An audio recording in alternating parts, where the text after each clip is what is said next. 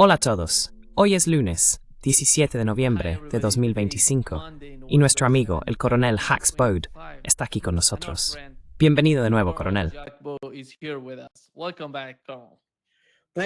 Muchas gracias por invitarme de nuevo. Me alegra estar de vuelta con vosotros. Hola. Por favor, suscríbete y dale al botón de me gusta. Nos ayuda a llegar a más gente. Y Carl, la semana pasada fuiste a Suiza. Tuviste una exposición allí. Cuéntanos sobre tu exposición. ¿De qué se trataba? Pues es una exposición en la que muestro mi propia colección.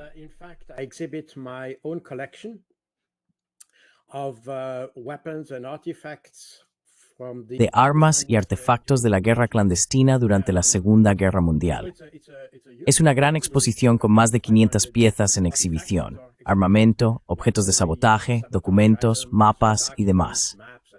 Trata sobre el apoyo que proporcionó la inteligencia suiza durante la Segunda Guerra Mundial a los servicios aliados, concretamente al SOE, el Ejecutivo de Operaciones Especiales, y al OSS.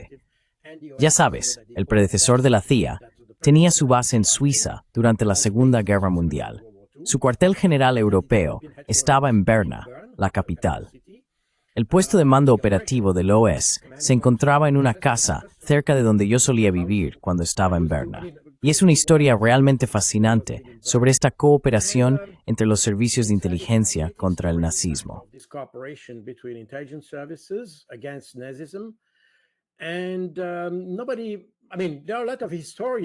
Y nadie, quiero decir, hay muchos historiadores que han escrito sobre ello, pero nunca ha habido una exposición al respecto.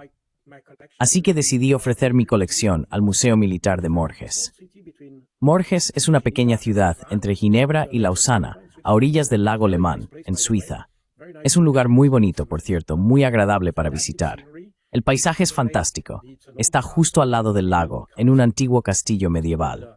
Es un museo militar que pertenece al Ministerio de Defensa suizo y han acogido esta exposición durante un año. Se inauguró la semana pasada y estará abierta hasta finales del próximo año. Esta exposición trata precisamente del trabajo de la inteligencia suiza durante la Segunda Guerra Mundial, esencialmente.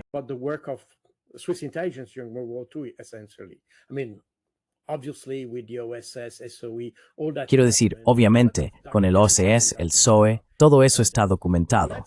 Hay muchos documentos muy interesantes que se proporcionan. Así que eso es en esencia lo que hice. Hay un libro detrás de mí, está escrito en francés por ahora, pero será traducido. Para los visitantes que vienen del extranjero, hay pequeñas guías para la exposición. Todo está traducido al alemán y al inglés.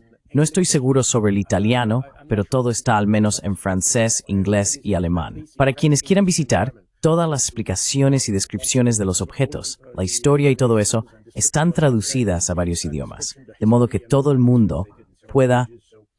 Quiero decir, fue diseñado también para acoger a los visitantes extranjeros.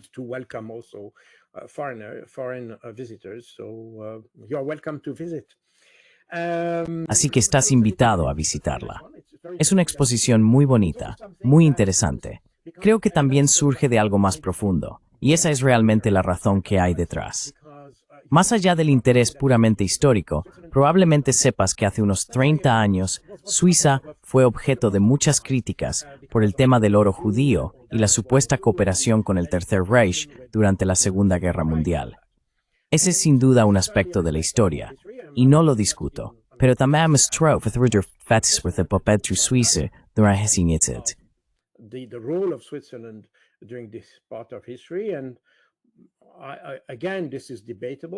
Y de nuevo, esto es debatible, pero mi opinión personal es que, dado que Suiza estuvo muy implicada en acuerdos secretos con los aliados, también tuvo que hacer algunas concesiones a los alemanes.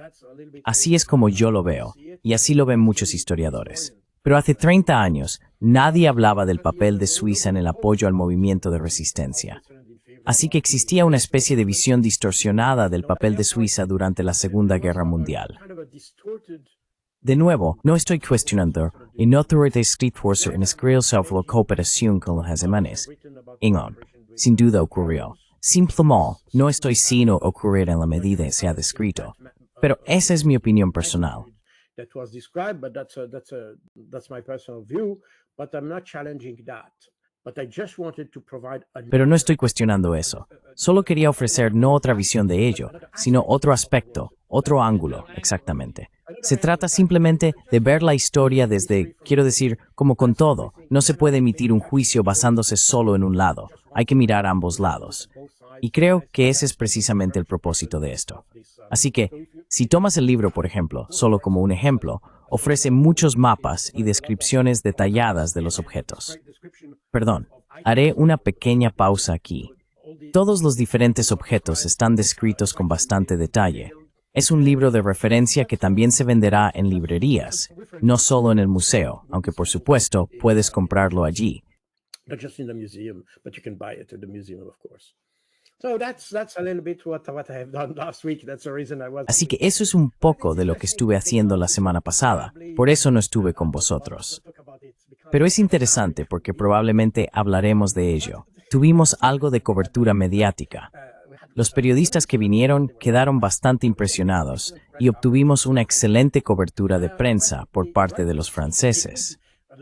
Cuando vino el redactor, aparentemente escribió un artículo muy bueno, pero fue rechazado por el consejo editorial porque era demasiado favorable a los aliados. Podemos ver que todavía existe una comprensión completamente distorsionada, primero del trabajo científico y luego del trabajo histórico. Y eso sigue afectando la manera en que percibimos los conflictos hoy en día.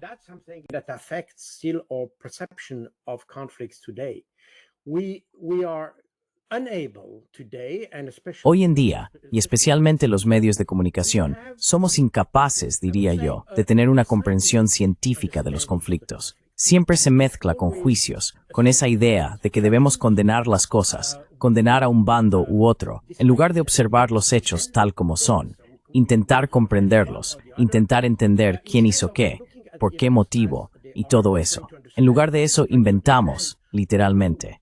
Eso se ve muy claro cuando observamos el caso de Ucrania, por ejemplo, donde literalmente inventamos los objetivos rusos respecto a Ucrania. Es algo que surge de la nada.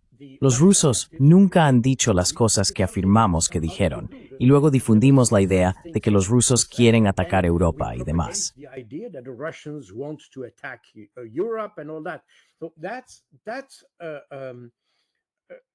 Así que ese es un enfoque de la historia y de los acontecimientos actuales que, en mi opinión, resulta sumamente inquietante, porque yo estaba acostumbrado, como miembro de la comunidad de inteligencia, a tener un enfoque realmente basado en los hechos. Y de eso trata precisamente mi exposición, de un enfoque basado en los hechos.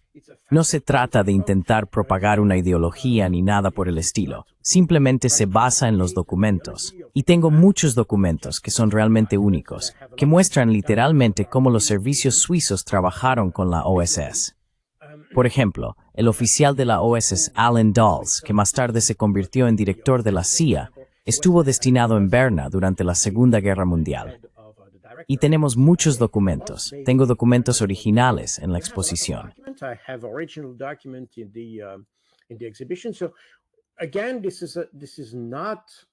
Así que de nuevo, no intento ideologizar la guerra ni propagar una idea ni nada por el estilo.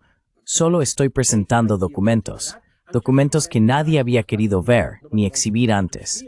Lo hice para ofrecer al público una comprensión más completa de la historia. Estuve allí una semana, así que tuve la oportunidad de conocer a los visitantes y hablar con ellos. Estaban muy agradecidos de tener esta perspectiva. Y por cierto, no eran solo visitantes suizos, ya venía gente del extranjero. Estaban muy agradecidos de obtener esta comprensión más amplia de la historia, no solo lo que dicen los medios. Si he llegado a ese punto, creo que he cumplido mi objetivo. Así que eso es algo positivo.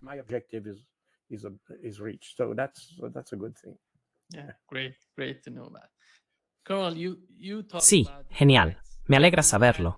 Coronel, usted habla de los hechos. Tuvimos una resolución de la ONU para condenar el nazismo y el neonazismo en la Asamblea General de las Naciones Unidas. Aquí está la lista de los países que votaron a favor y de los que votaron en contra. Al mirar el mapa, se ve que todo Occidente ha fallado en condenar el nazismo. ¿Qué está pasando? Usted ha mencionado la historia de la Segunda Guerra Mundial. Sabemos lo que ocurrió en aquellos días. Entonces, ¿qué está ocurriendo hoy en Occidente que les impide entender, que les impide condenar el nazismo? Well, it's very a very interesting vote. Bueno, es una votación muy interesante. En primer lugar, porque no es la primera de este tipo. Quiero decir, Rusia propone este tema para votación cada año. De hecho, ha sido así desde después de la Guerra Fría, quizá incluso antes. No recuerdo exactamente cuándo empezó. Pero básicamente cada año la delegación rusa propone más o menos el mismo texto. Es una condena no solo del nazismo, sino también de las expresiones actuales del nazismo, incluido el neonazismo y sus diversas formas, como la discriminación racial y todo eso. Y durante años, esto también es muy interesante, solo hubo 2 países que votaron en contra de esta resolución. Who voted against this resolution? That was the US and Ukraine. Esos eran Estados Unidos y Ucrania. Durante años, esas fueron las 2 únicas naciones que, bueno, quizá algunos de esos pequeños estados del Pacífico que dicen lo que diga Estados Unidos, ya que están financiados por él, pero básicamente eran Estados Unidos y Ucrania. La justificación de Estados Unidos para votar en contra de la resolución tiene que ver con la libertad de expresión. Y esa es una razón que puedo entender. Puedo entenderlo. En cuanto a Ucrania, está sí que existirá bueno exactamente la razón por la que hace, porque obviamente va en contra de, bueno, no es que Ucrania sea un gobierno nazi. Ukraine is a Nazi government, but the problem is that the history of Pero el problema es que la historia de Ucrania es compleja. Y esto es algo que describí en mi otro libro, Guerras del COVID en Ucrania. Intenté explicar que, para los europeos occidentales, si hablas, por ejemplo, de la sexta división Panzer das Reich, la división SS alemana das Reich, esta es la división que cometió varias masacres, especialmente en Francia, incluida la muy famosa masacre de Oradour-sur-Glane, justo después del desembarco en Normandía. Fue un mes de destrucción completa en un pueblo, con todos los habitantes y todo lo demás. and in France, this division is very famous for that.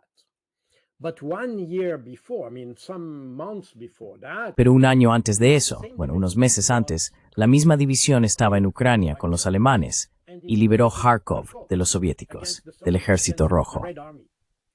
Y eso muestra la complejidad, porque para muchos ucranianos en aquel momento, por cierto, una gran mayoría de ucranianos luchó en la guerra de guerrillas del lado de los aliados, también había algunos nacionalistas, lo que hoy llamaríamos ultranacionalistas, que luchaban por la independencia de Ucrania. No eran tanto contra los alemanes como contra los soviéticos, y cambiaron de bando muchas veces. Tenemos que reconocerlo. but they fought the Germans and the Soviets. And of course, when the Germans managed to Y por supuesto, cuando los alemanes lograron derrotar a los soviéticos, especialmente en Kharkov, los nazis se convirtieron en los héroes de los nacionalistas ucranianos. Así que los mismos soldados que eran héroes en Ucrania eran criminales de guerra en Francia. Son percibidos, por supuesto, de manera muy diferente por los franceses y por los ucranianos. Si observas el emblema del regimiento Azov y todo eso, recuerda al símbolo que estaba en los tanques de la sexta división Panzer das Reich, la división SS alemana. Tienen una insignia muy similar, la forma de N vertical, llamada el ángulo del lobo. El regimiento Azov la tiene con la N en la dirección correcta, mientras que la división das Reich tenía una versión invertida. Pero eso es solo un detalle. image of the N, but this is just a detail. In essence, what is important to understand is it En esencia, lo importante de entender es esta percepción doble o ambigua de la historia y todo eso. Y también es muy interesante cuando mencionamos eso, que por ejemplo cuando Vladimir Putin habla de esas fuerzas ultranacionalistas en Ucrania, nunca dice nazi, dice neonazi, lo cual es bastante diferente semánticamente. Nazi se refiere a la ideología que conocemos de la Segunda Guerra Mundial, contra los judíos y todo eso, mientras que neonazi es probablemente más un comportamiento, diría yo. Es más una postura psicológica que una política, si puedo resumirlo un poco. Algunos pueden encontrar otras definiciones u otras formas de explicarlo, pero creo que hay una diferencia fundamental entre los nazis de la Segunda Guerra Mundial y los neonazis que tenemos hoy. And the neo-Nazi we have today with the SS during World War II didn't have all. Durante la Segunda Guerra Mundial, las SS no tenían todos los tatuajes que vemos hoy en los combatientes de la Brigada Azov, por ejemplo. Así que podemos ver que hay algo muy diferente ahí. Pero el resultado puede ser bastante similar. Es intolerancia, es racismo, y tenemos, digamos, muchas consecuencias que son muy parecidas. Algunos comportamientos también son muy similares, pero aún así son dos cosas distintas, y lo que tenemos ahora en Ucrania está más cerca del neonazismo que del nazismo. Aún así, si lees mis libros, he intentado estudiar esos grupos. En mi primer libro, Operación Z, incluso hice una especie de catálogo, por así decirlo, de todos esos grupos internacionalistas. Y su retórica es muy parecida a la que teníamos durante la Segunda Guerra Mundial. Lo es. Y de nuevo algunas personas pueden considerarla idéntica. No quiero discutirlo más.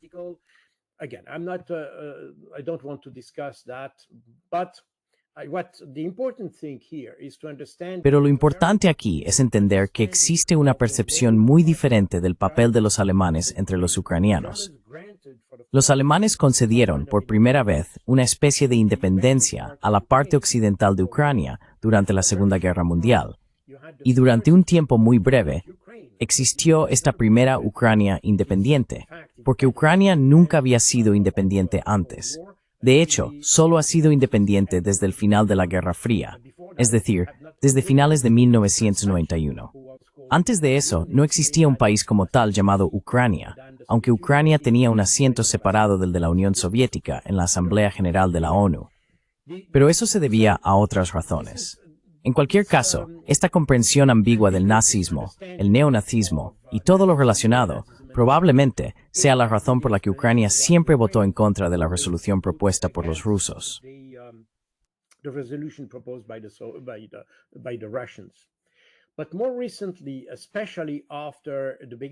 Pero más recientemente, especialmente después del inicio de la operación militar especial en febrero de 2022, todos los países europeos y occidentales empezaron a votar en contra. Suiza incluso votó en contra en un momento dado, y ahora se abstiene.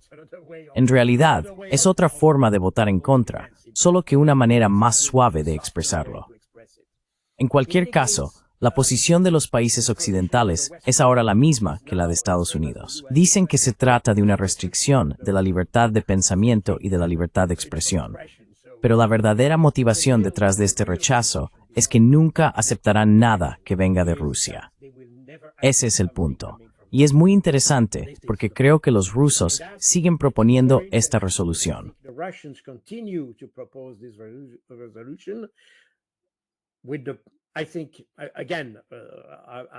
Creo que, de nuevo, nadie en el gobierno ruso me lo ha dicho, pero estoy seguro de que es una forma de mostrar la contradicción del mundo occidental. Y esta es exactamente, por cierto, la fase en la que nos encontramos hoy, especialmente desde el inicio de la operación militar especial. Pero cuanto más nos acercamos al final del conflicto, más vemos que existe una contradicción fundamental entre los ideales y valores que afirmamos proteger en Occidente y lo que realmente hacemos. Porque decimos promover los derechos humanos y todo eso, pero llevamos 30 años bombardeando a gente en Oriente Medio sin motivo alguno. Atacamos países sin justificación, incluso en contra del voto de la Asamblea General de la ONU o de la decisión del Consejo de Seguridad de la ONU, lo que significa que, aunque teóricamente defendemos el derecho internacional, no lo cumplimos.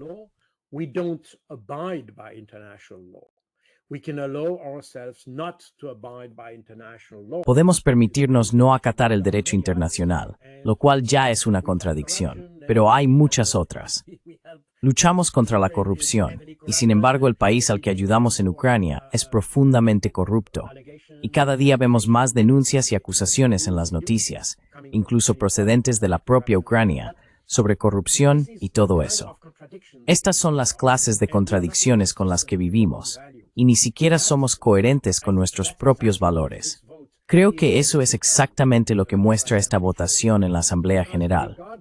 Porque, independientemente de cuáles sean o deban ser nuestras relaciones con Rusia, Tenemos este ideal de combatir las ideologías que van en contra de la democracia.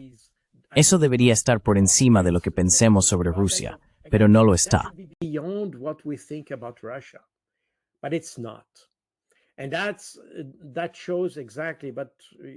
Y eso demuestra exactamente, si escuchas a Kaja Kallas, si escuchas a toda esta gente, que somos incapaces de actuar en función de lo que decimos defender, los valores, la democracia, el Estado de Derecho y todo eso.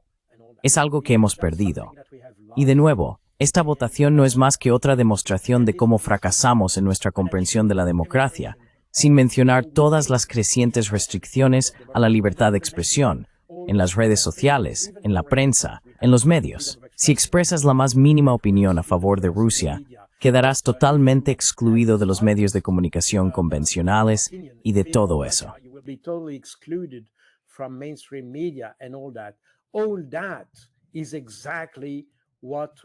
Todo eso es exactamente contra lo que luchamos durante la Guerra Fría.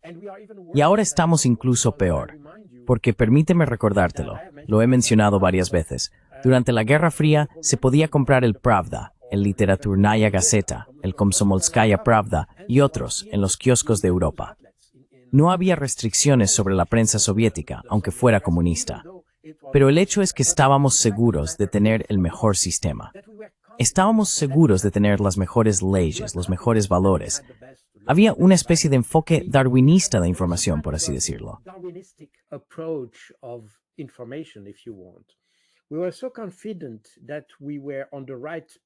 Estábamos tan seguros de que íbamos por el camino correcto que ni siquiera necesitábamos prohibir otras ideas, otras noticias, otros medios y todo eso. El problema hoy es que debido a que hemos infringido tanto el derecho internacional y demás, hemos perdido esa autoconfianza. No estamos seguros de ir por el camino adecuado y por lo tanto sentimos la necesidad de proteger lo que decimos y de restringir la libertad de expresión. Creo que todo lo que vemos hoy, en cuanto a límites a la libertad de expresión, límites a la libertad de prensa y demás, no es más que una manifestación de nuestra incapacidad para, digamos, confiar en lo que pensamos. Es una expresión de la duda en la que vive nuestra sociedad.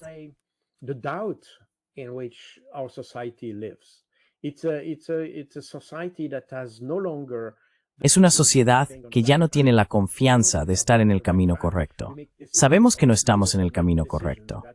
Tomamos decisiones, todos los líderes las toman, que conducen a resultados económicos catastróficos, a más desempleo, a más división en el mundo. Ya no tenemos mentalidad de intentar comprender a los demás. Construimos muros en lugar de puentes. Y este tipo de incertidumbre, de insatisfacción, de incapacidad para entablar un diálogo con los demás, en realidad nos hace sentir que debemos protegernos de otra manera. No podemos dar por hecho que, simplemente porque tenemos los mejores valores, nuestra información será automáticamente mejor que la de los demás.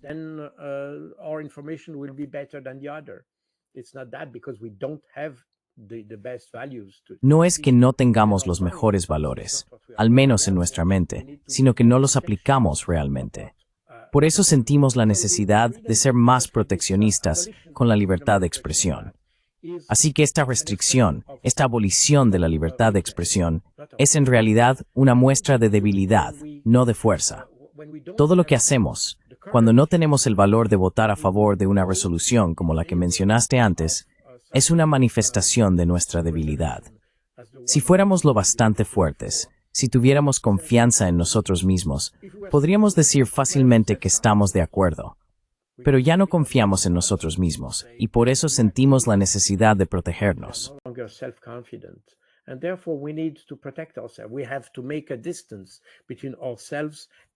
Tenemos que crear cierta distancia entre nosotros y, digamos, el resto del mundo, en cierto sentido. Y el mapa que mostraste ilustra exactamente, por cierto, la división que también tenemos en el ámbito económico. La aparición de los BRICS, la aparición de todas estas estructuras alternativas, la Organización de Cooperación de Shanghái, por ejemplo. Todos estos foros alternativos están ocupando ahora más espacio en la escena política en general, y eso refleja exactamente lo que muestra el mapa. Veréis, amigos, si queréis, nosotros somos incoherentes, pero el mundo no lo es. El mundo es coherente al entender que Occidente es incoherente. Y esa es un poco la conclusión que podemos sacar de ese episodio, que es triste en realidad.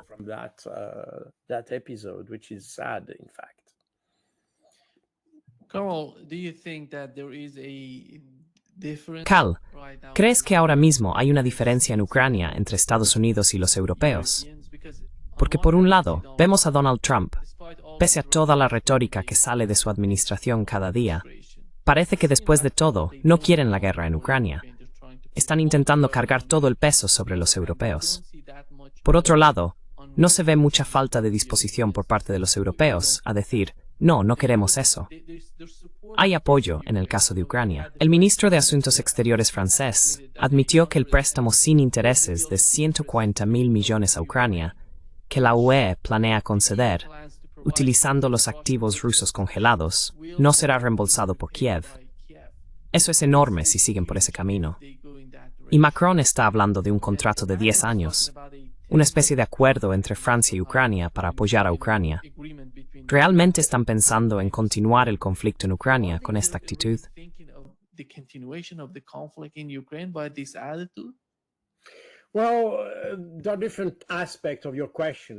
Bueno, hay diferentes aspectos en tu pregunta. En primer lugar, no confiaría demasiado en la palabra de los franceses. Ese es el primer punto. Macron es conocido por sus decisiones cambiantes, así que puede que mañana cambie de opinión. No le doy demasiado peso a eso. Cuando hablas de esos activos congelados y todo eso, la presidenta de Euroclear, Valérie Urbain, dijo recientemente que está dispuesta a acudir a los tribunales si la Unión Europea decide utilizar esos activos. Así que vemos que incluso dentro de Europa hemos llegado a un punto en el que los ideólogos que dirigen Europa, especialmente en la Comisión Europea, están empezando a ser confrontados por quienes adoptan un enfoque más realista. Porque al fin y al cabo, cuando se trata de Euroclear, por ejemplo, y esa es una posición similar a la del primer ministro belga, si esos activos congelados son confiscados, lo cual va en contra del derecho internacional, podría tener consecuencias económicas.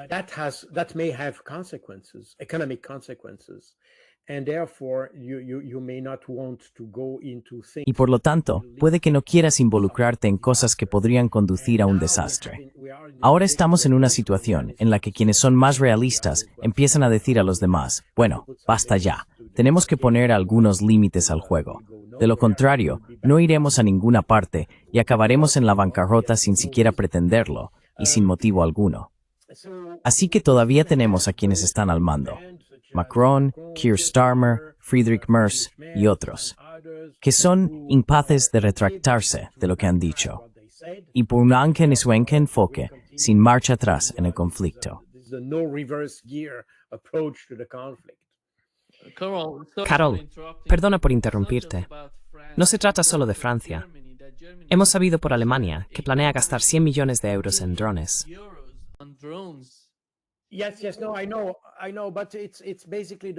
Sí, no, lo sé, pero básicamente es el mismo problema. La cuestión es que en Europa hay élites políticas incapaces de pensar racionalmente sobre el problema e incapaces de dar marcha atrás, por así decirlo. Ese es el problema. Estados Unidos tiene una ventaja, en cierto sentido, debido al cambio de presidencia a principios de este año. Eso permitió a Trump decir, esa fue la guerra de la administración anterior, no la mía. Así que no necesita retractarse de lo que se dijo antes. Puede simplemente decir, bueno, esa no es mi guerra. Así que está en una posición más cómoda para cambiar el enfoque de la política exterior estadounidense, por decirlo de alguna manera, porque por supuesto puede culpar a la administración anterior.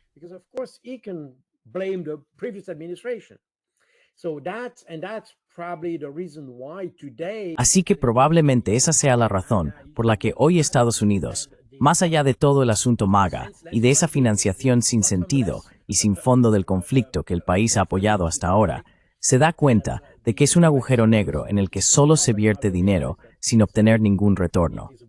Por lo tanto, es mejor detenerse, y si otros quieren seguir haciéndolo, pues que lo hagan los europeos. Pero nosotros necesitamos ahorrar dinero. No necesitamos destinar más fondos a algo que al final no tendrá ningún efecto. Así que Estados Unidos se encuentra ahora en una posición más cómoda, y por esa razón, eso le ayuda a asumir este papel inesperado de mediador en el conflicto. Y eso es exactamente lo que queremos decir cuando decimos, esa es la guerra de Biden y la paz de Trump. Exactamente esa idea.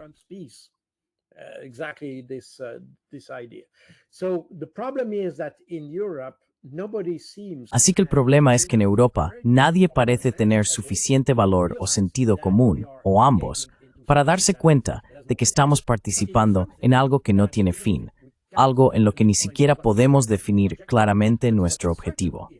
Pero lo que sí es seguro es que, sea cual sea el resultado de este conflicto, todas las consecuencias negativas recaerán sobre los ucranianos. Es la sociedad ucraniana la que sufrirá por esta guerra. Y cuando escuchas recientemente a Kaja Kallas decir que la guerra en Ucrania es un buen negocio para lograr una victoria contra Rusia, es exactamente la misma lógica que se tenía hace un par de años. Había gente, creo que fue Richard Blumenthal o quizá Lindsey Graham, uno de los dos, que dijo que apoyar a Ucrania contra Rusia era una buena idea porque así se salvaban vidas estadounidenses. Es decir, los ucranianos mueren por nosotros. En realidad, fue Lindsey Graham también. Lindsey Graham junto con Blumenthal. Probablemente fueron ambas cosas. No lo recuerdo. En cualquier caso, esa era la idea, ¿sabes? Así que este es un enfoque bastante cínico del conflicto. Decir, bueno, los apoyamos, así que ellos mueren y nosotros no tenemos que hacerlo. Y el resultado es que luchamos contra Rusia, pero solo gastamos unos cuantos dólares. Está bien. Y ellos gastan sus vidas. Esto es tan cínico, tan inhumano en su lógica. Quiero decir, es extremadamente perturbador si lo piensas. Y ahora Kaja Kallas dice lo mismo, utilizando a Ucrania como un buen esquinio.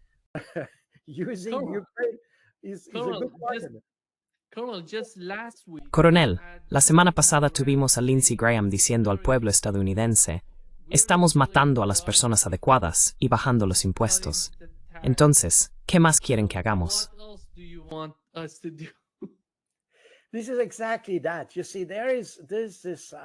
Exactamente eso. Verás, hay personas cómodamente sentadas en sus despachos que deciden que debe haber una guerra y que otros deben morir por el bien de una idea endeble de una victoria contra Rusia. Por cierto, una victoria que nadie ha sido capaz de definir. Victoria o derrota, quiero decir, victoria contra Rusia o derrota de Rusia, ni siquiera sabemos qué significa eso. ¿Cómo lo medimos? ¿Cómo lo definimos? Así que, sin una definición clara, estamos gastando vidas ucranianas por algo que ni siquiera sabemos exactamente qué es. Si observas todo el proceso, es sumamente inquietante, como dije, y al mismo tiempo sumamente cínico. Y eso es probablemente lo que los ucranianos están empezando a darse cuenta, que en realidad estamos utilizando sus vidas para algún objetivo político oscuro.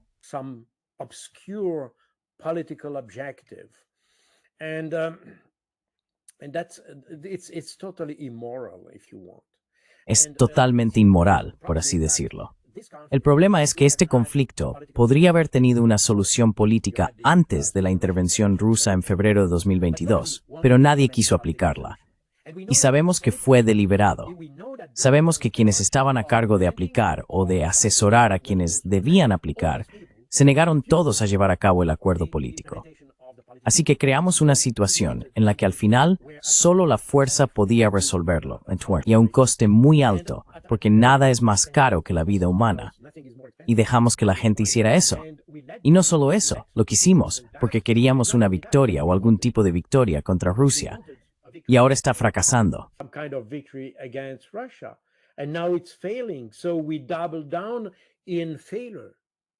Así que redoblamos nuestra apuesta por el fracaso.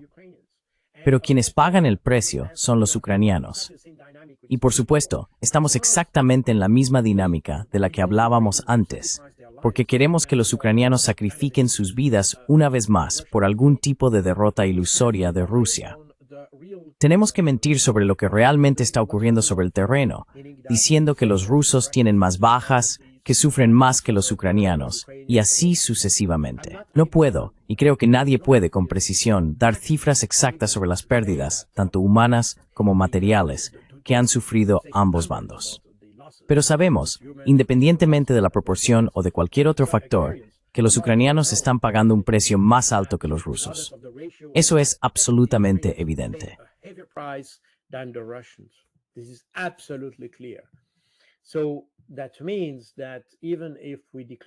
Eso significa que incluso si declaramos que los ucranianos son nuestros amigos, seguimos utilizando sus vidas para alcanzar algún tipo de objetivo oscuro que no hemos sido capaces de definir. Así que, si lo miras de esta manera, eso explica por qué ahora necesitamos restricciones a la libertad de expresión, restricciones en los medios de comunicación. Porque si empiezas a decir la verdad, entonces te encuentras en una situación de desequilibrio respecto a tu propia posición, como acabas de decir. Y por eso es interesante, por cierto, porque cuando escribí mis libros, consulté diversas fuentes en los medios y todo eso, y siempre noté que los medios ucranianos, aunque, dado que están en tiempo de guerra y podemos entender que los medios están muy controlados en Ucrania, lo cual, en mi opinión, es totalmente comprensible en una situación de guerra, siguen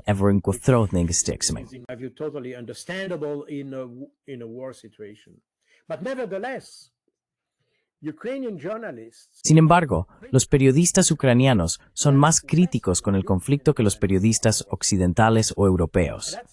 Y eso dice mucho. Significa que el peso de la propaganda y la desinformación es aún más fuerte en Occidente que en la propia Ucrania, lo que implica que en realidad hacemos todo lo posible por utilizar mal a Ucrania. Ni siquiera escuchamos cuando, por ejemplo, se habla de la batalla de Pokrovsk y todo eso. En Occidente todavía hay canales de televisión, especialmente en Francia, que te dicen que todos los éxitos rusos en esa zona son simplemente propaganda, que en realidad los ucranianos están ganando. Es una locura, quiero decir, es completamente absurdo.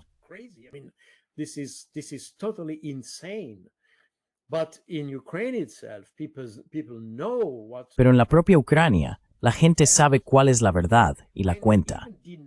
Así que cuando incluso negamos a los ucranianos el derecho a decirnos la verdad, significa que estamos utilizando Ucrania de forma indebida para algunos objetivos oscuros nuestros. Esto va más allá de lo inquietante, para ser sincero, porque demuestra que hemos decidido que la lucha contra Rusia, o ni siquiera contra Rusia realmente, sino contra Vladimir Putin, porque al final todo se reduce a una sola persona, tendrá como precio las vidas de todos los ucranianos dispuestos a hacerlo. De hecho, me sorprende mucho que los ucranianos probablemente estén empezando a reaccionar ante esto. Sé que algunas personas ya han reaccionado.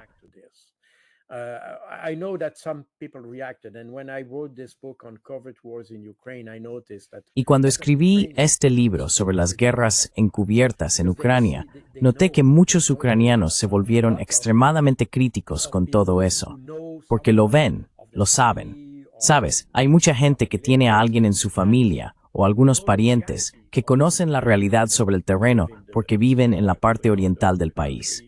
Algunas personas han muerto o han quedado mutiladas durante los combates y por lo tanto conocen la verdad y saben el precio que el gobierno les está pidiendo pagar. También saben el precio que les están pidiendo pagar. Y cuando incluso intentan vender productos a Europa, como grano o cosas por el estilo, Europa se niega porque los precios que ofrecen los ucranianos son demasiado para los europeos.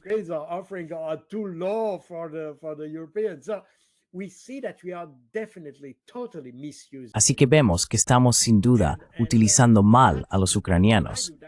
Y eso, en mi opinión, arroja una luz muy oscura sobre nuestra comprensión. Intentamos decir que cuando estamos a favor de Ucrania y en contra de Rusia, es en favor de la libertad y todo eso. Creo que es justo lo contrario, porque todo lo que hacemos demuestra que tenemos una falta total de respeto hacia los ucranianos. Tampoco tenemos más respeto por los rusos, por cierto. Y, como he dicho muchas veces, por mi pelo blanco se puede ver que fui un guerrero de la Guerra Fría. Pero durante la Guerra Fría nunca luchamos contra los rusos, ni contra los polacos, ni contra los checos. Luchábamos contra un sistema. we were fighting a system. We're fighting for good or bad reason. Luchábamos por razones buenas o malas. Se puede debatir sobre eso. Pero todo el propósito de la Guerra Fría era luchar contra un sistema. En la parte oriental de Europa, luchaban contra el imperialismo capitalista, se le puede llamar de distintas maneras, y nosotros luchábamos contra el comunismo, el marxismo y todo eso. Si fue correcto o no, podemos discutirlo. Pero el hecho es que no apuntábamos a individuos, luchábamos contra un sistema, no contra personas. Hoy, cuando restringimos a los rusos que nos visiten, mientras que durante la Guerra Fría invitábamos a los soviéticos a ver cómo era Occidente, demuestra que entonces teníamos la confianza de que éramos mejores.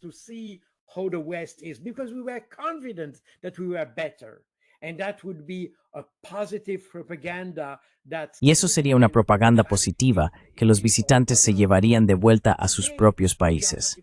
Hoy en día ni siquiera estamos seguros de eso. Así que restringimos los visados. Queremos impedir que vean quiénes somos, probablemente porque no somos tan buenos.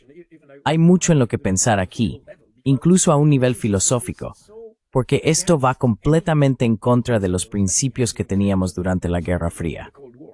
Hoy vemos que apuntamos a individuos, algo que nunca hacemos antes. Intentamos individualizar, personalizar, por así decir, la guerra. Queremos que cada ciudadano se ponga responsable. Every Russian citizen could be responsible for this war. That's something we never did during the Cold War. Eso es algo que nunca hicimos durante la Guerra Fría.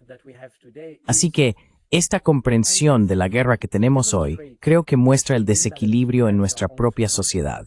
Esta incapacidad para juzgar las cosas basándonos en hechos, esta incapacidad para tener una visión equilibrada de los problemas. Y eso se aplica a todo tipo de problemas. Quiero decir, ya hemos hablado en tu canal sobre Irán, Palestina y todo eso. Y cada vez que hablamos de esos conflictos, vemos una interpretación muy polarizada de ellos. Siempre hay un bueno y un malo. Y, por supuesto, nosotros siempre somos los buenos. Pero entonces el malo es tan malo que todo se vuelve permisible. Uno puede permitirse cualquier cosa.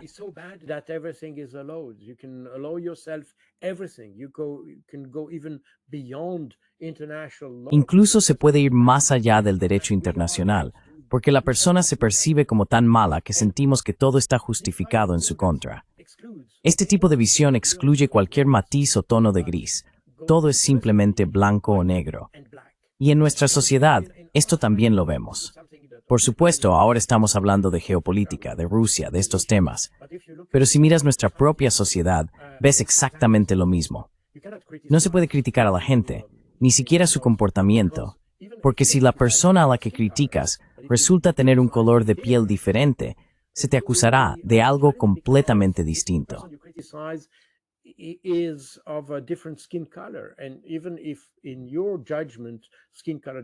Aunque según tu criterio, el color de la piel no desempeñe ningún papel, seguirás siendo juzgado. Todo se ve en blanco y negro. No hay matices en eso. Lo vemos en todos los niveles de la sociedad, y eso conduce a una ausencia de compromiso, a una falta de búsqueda del equilibrio adecuado en las cosas. Se excluye a la gente, no se intenta negociar, no se intenta abrir un diálogo, no se intenta comprender. Simplemente se excluye a cualquiera que no piense como tú. De hecho, hay en Occidente, y eso es especialmente cierto en Europa, estamos reinventando el fascismo y todo. Some forms of fascism and all that. And some people have said that we are now in a phase. Algunas personas han dicho que ahora estamos en una fase en la que, a pesar de afirmar que defendemos todos esos valores nobles que adoptamos después de la Segunda Guerra Mundial, en realidad no los mantenemos. Criticamos a Rusia, pero cuando se trata de palestinos que son asesinados deliberadamente, cuando vemos a niños asesinados como un pasatiempo, como incluso se informó en la prensa israelí, con personas que admiten haber matado niños por diversión, nadie en Occidente lo explica. Nadie en Occidente siquiera lo menciona. Así que tenemos este doble rasero. Aplicamos leyes a personas y no a otras.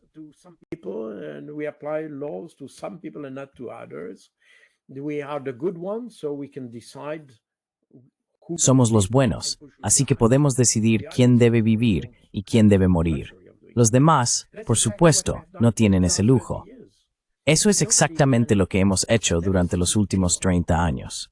Quiero decir, nunca he visto a nadie que pudiera realmente explicar o definir cuáles eran los objetivos en todas esas guerras que hemos llevado a cabo. ¿Por qué perturbamos tantas sociedades? Y hoy, esa es la parte interesante. Porque hicimos esas guerras sin objetivos, sin ninguna consideración por la vida humana, solo porque teníamos las armas más poderosas. Podíamos destruir a la gente, matarla, sin pagar un gran precio, por así decirlo. Y ahora estamos pagando el precio por ello.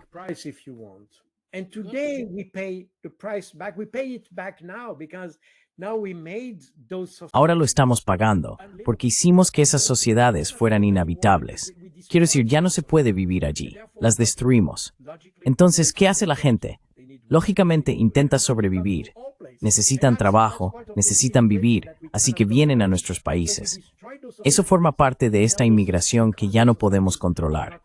Destruimos esas sociedades, y ahora, como ya no pueden funcionar, la gente viene a nosotros, y ahora tenemos un problema con ellos. Esto demuestra una falta total de comprensión de las consecuencias de lo que hacemos. Como decimos en francés, no vemos más allá de la punta de nuestra nariz. Siempre miramos problemas solo a corto plazo.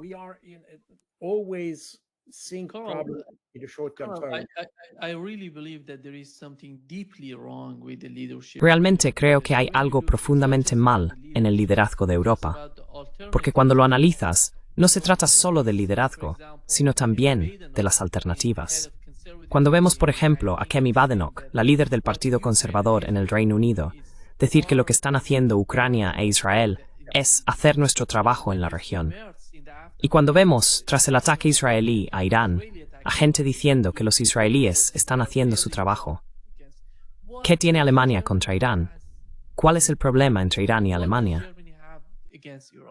What is the problem between Iran and Germany? I don't see any of that, but it seems that in their mind there is some... No veo nada de eso, pero parece que en sus mentes hay algún tipo de estrategia, algún tipo de ideología, algún tipo de mentalidad. No sé si eso es realmente una estrategia, podría serlo. No sé si podemos conectar eso con Estados Unidos, con el Estado profundo en Estados Unidos. Pero tienen una ideología que quieren alcanzar. No sé de qué trata esa ideología. ¿Entiendes lo que está ocurriendo detrás de esas extrañas declaraciones de los líderes europeos, no solo de los que están en el poder, sino también de las alternativas en Europa?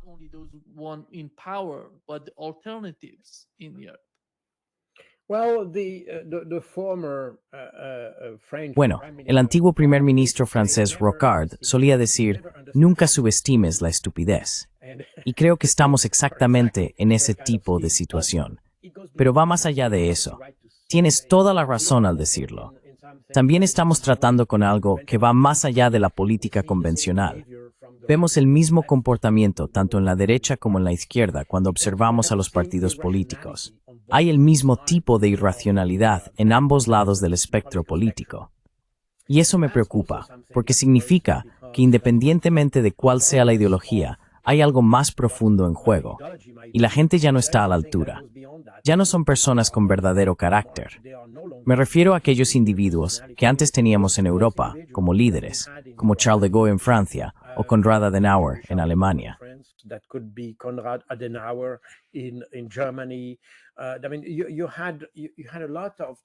Quiero decir, había mucha gente así, especialmente en los años 60, personas que habían luchado durante la Segunda Guerra Mundial, que tenían experiencia en la guerra, que sabían lo que significa la guerra, que entendían lo que significa el diálogo, por cierto.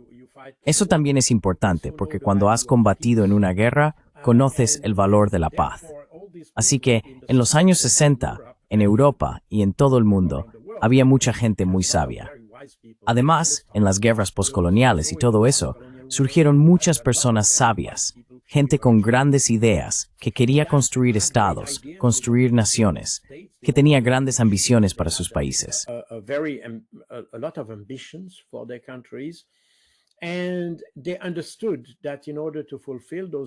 Y entendieron que para cumplir esas ambiciones se necesitaba algún tipo de estabilidad. Y estabilidad significa que hay que ser capaz de hablar con los demás, de entenderse, de mantener un diálogo. Aunque no aceptes las ideas de la otra persona, puede que aún así quieras hablar con ella. Así que, de cara al futuro, se trataba de mantener una relación más allá de la mera ideología o de las opiniones políticas, porque compartimos una herencia humana común, por así decirlo. Y esa idea era, creo, muy fuerte entre muchos de nuestros líderes.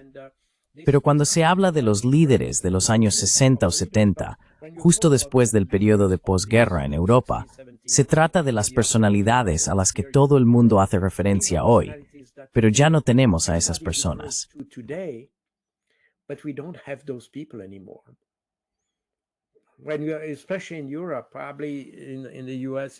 Especialmente en Europa, probablemente en Estados Unidos, sea menos evidente. Pero en Europa, cuando hablas de un presidente francés, o del canciller alemán, o del primer ministro del Reino Unido, todo el mundo dice, pero tuvimos a este tipo, y aquel otro era. Hoy ya no tenemos a esas personas.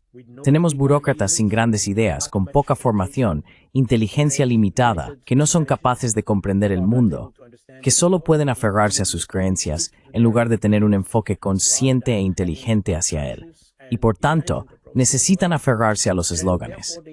Si escuchas a Friedrich Merz, es exactamente eso. Y todas las lecciones que aprendimos después de la Segunda Guerra Mundial, a saber, la importancia del Estado de Derecho, la importancia del derecho internacional,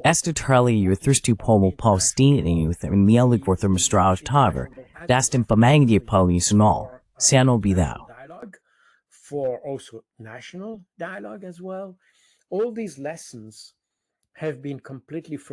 Todas esas lecciones se han olvidado por completo, porque ya no podemos permitirnos seguirlas.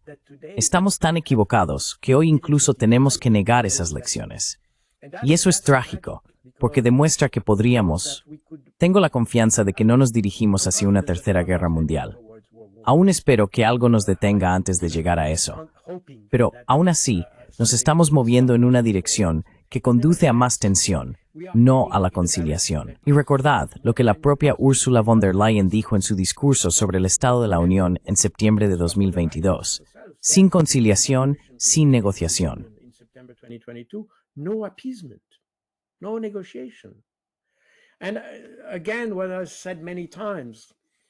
Y de nuevo, como he dicho muchas veces, si fuéramos ucranianos, si yo fuera ucraniano, sin duda lucharía, y lucharía contra los rusos del mismo modo que los rusos luchan contra los ucranianos.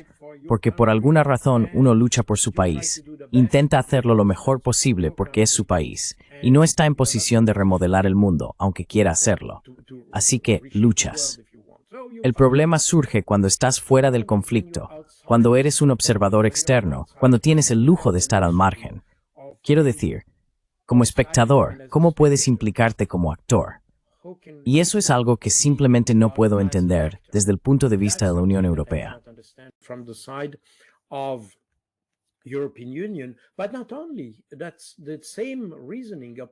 Pero no solo eso, el mismo razonamiento se aplica a mi país, Suiza, que durante la Segunda Guerra Mundial logró mantenerse al margen del conflicto y aún así ayudar a los aliados.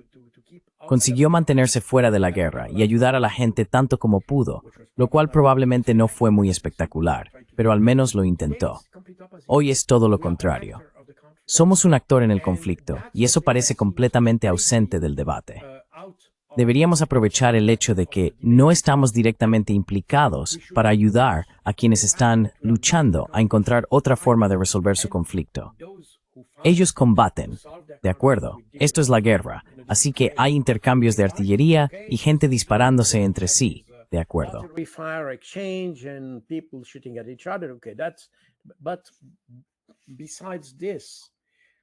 Pero además de eso, probablemente estén entre bastidores. Podríamos trabajar a través de la diplomacia. Podríamos trabajar en abrir un diálogo, en establecer relaciones, intentar ver dónde podríamos limar asperezas, suavizar la relación. Pero no estamos haciendo eso. Al contrario, estamos intentando que sea más difícil mantener más conversaciones.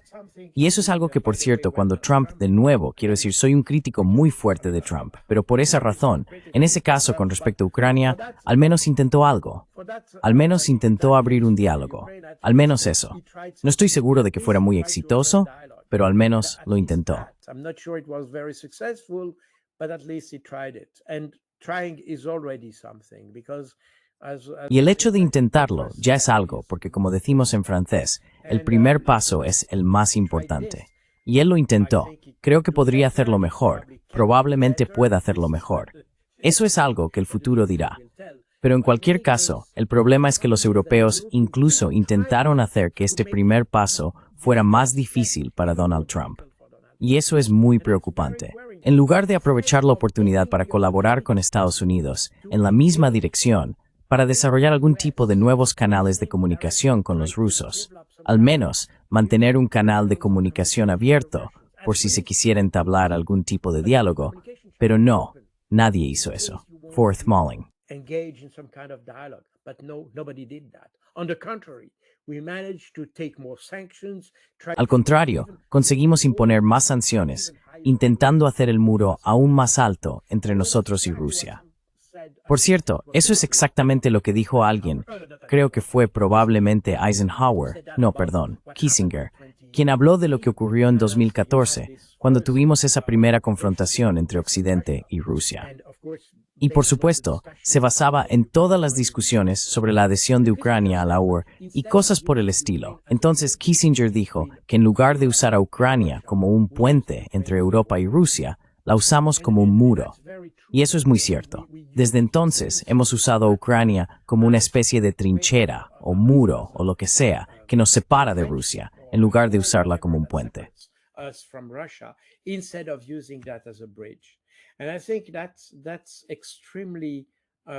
Creo que eso es realmente una lástima por parte de los europeos, por no haberlo entendido. Por razones que se encuentran en la mentalidad de algunas personas, cuando escuchas a gente como Friedrich Merz, Ursula von der Leyen o Kaja Kallas, ves que el problema que tienen con Rusia va más allá de la racionalidad. Y si miras su historia familiar, puede que encuentres algunas raíces de su odio hacia los rusos.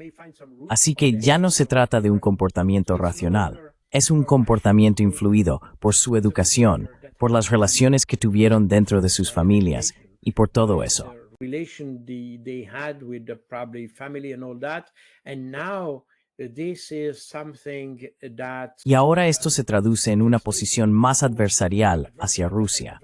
Vengo de una familia que solía hacer la guerra.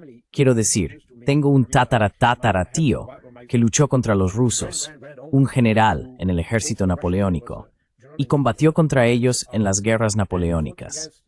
Mi familia también luchó contra los alemanes durante la Primera Guerra Mundial y en la resistencia durante la Segunda Guerra Mundial, pero nunca me educaron en mi familia para odiar a los rusos ni a los alemanes. Al contrario, intentábamos desarrollar, por así decirlo, una cultura familiar para comprender al otro, para entender a tu adversario, no para enfrentarte a él. Así que... Yeah.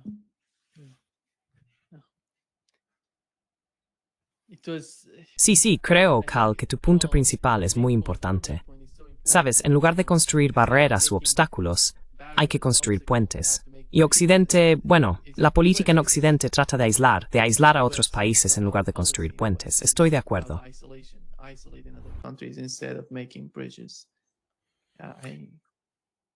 Eso es extremadamente triste, sí.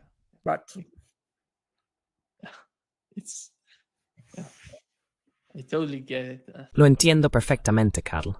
Muchísimas gracias, Carl. Siempre es un gran placer.